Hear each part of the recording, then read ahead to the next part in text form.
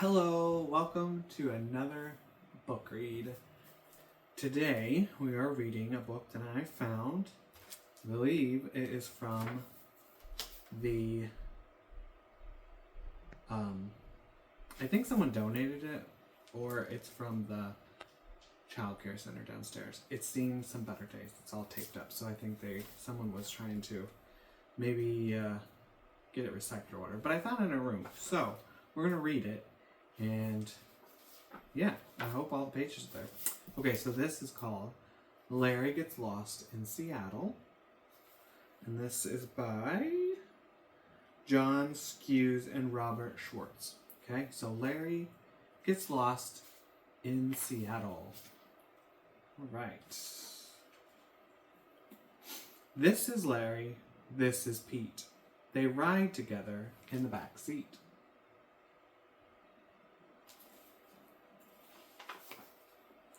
Because their car wouldn't float, they drove their car onto a boat. The ferry boats take thousands of passengers and cars and buses and bikes across the water every day. Have you guys been on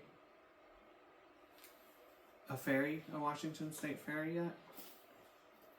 Mom and Dad, Pete and Larry crossed the water on a ferry.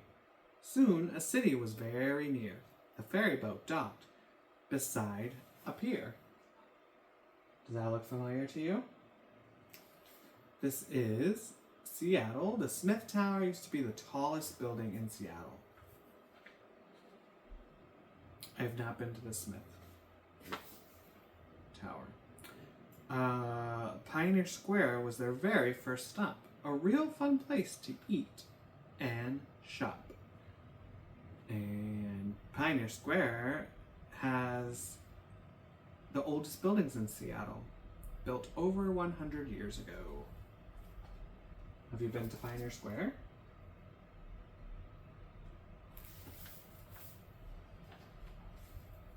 Just then, Larry saw a treat.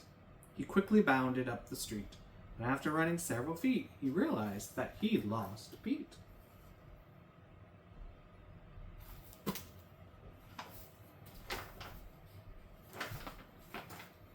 He searched Seattle's underground, but the friend he searched for was not around. The underground tour. Have you ever done that? You can still see parts of old Seattle underneath Pioneer Square. And apparently, there's the city's oldest toilet. I don't remember seeing that when I was down there, but that doesn't mean anything. He asked a giant if he'd seen Pete that day, but the giant said nothing. He just hammered away. He's talking to the hammering man, who stands 40 feet tall, and he hammers from 7 to 10 every day. Except on Labor Day, because everybody deserves a day off, right? 7, 8, and 10 p.m. I think I saw the hammer man, but I don't remember him moving, but he ran past the stadium where football teams meet to the baseball field right across the street. So he went to Quest Field and Safeco Field, but I don't think that's what they're called anymore. I don't know how old this book is. It's 2009, so it's 15 years old, but maybe that's what they're called, but I thought there was T-Mobile and something else. So, this is where the Seattle Seahawks and the Seattle Mariners play. On sunny days, the roof opens up to let the sun shine in of Safeco Field. So, they're not called that anymore, but I can't remember. I don't know what they're called now. Okay. Oh, let me show you the picture. Have you been to the baseball or football game? I have not yet. Football games are loud. He saw some salmon passing by, not in the water, but in the sky. Ooh. So now Larry is at Pike Place Market, where they throw the fish. And that was originally built as a place for farmers and fishermen to sell their goods.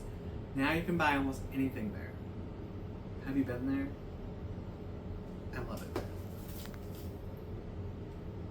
all sorts of fun things to do over there.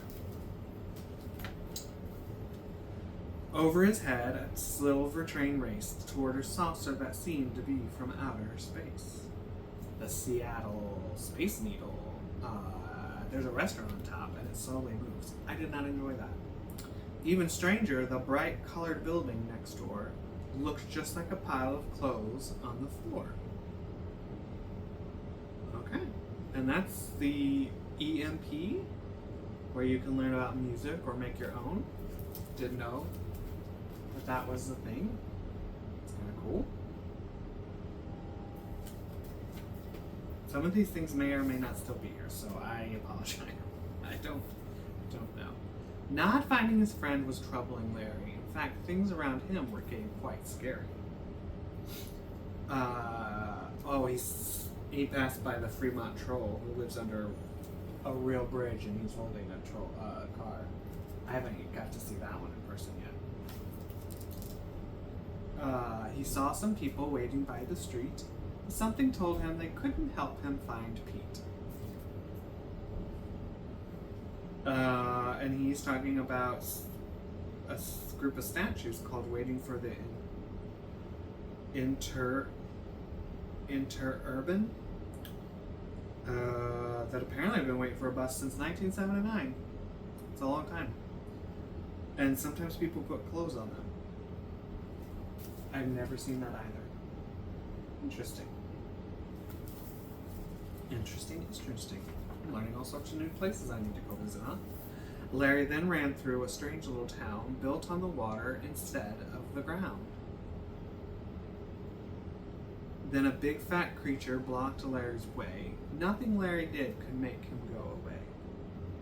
So he's in Lake Union houseboats. And he's blocked by a sea lion. Who, I guess they like to visit Lake Washington for fish. But there's houseboats. Would you want to live on a houseboat above the water? Not sure about that. With a running start, Larry leapt, landing on a boat where a sea captain slept.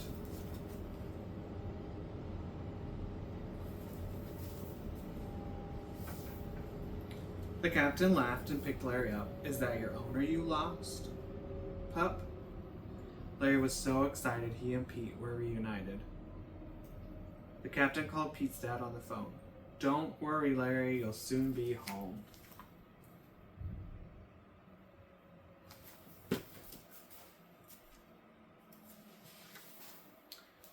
They passed through a gate, and a moment later, the water dropped like an elevator.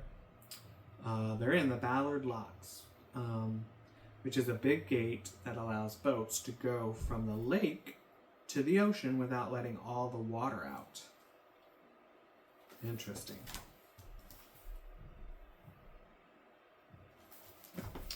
Interesting.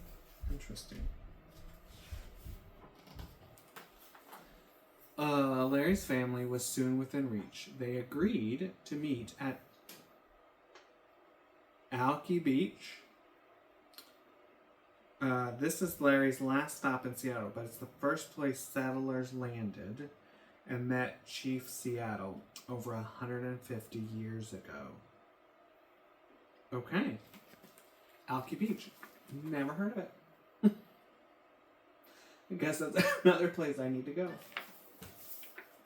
I'm okay, Duncan. They fell fast asleep as their car drove away. It had been quite an unforgettable day. All right.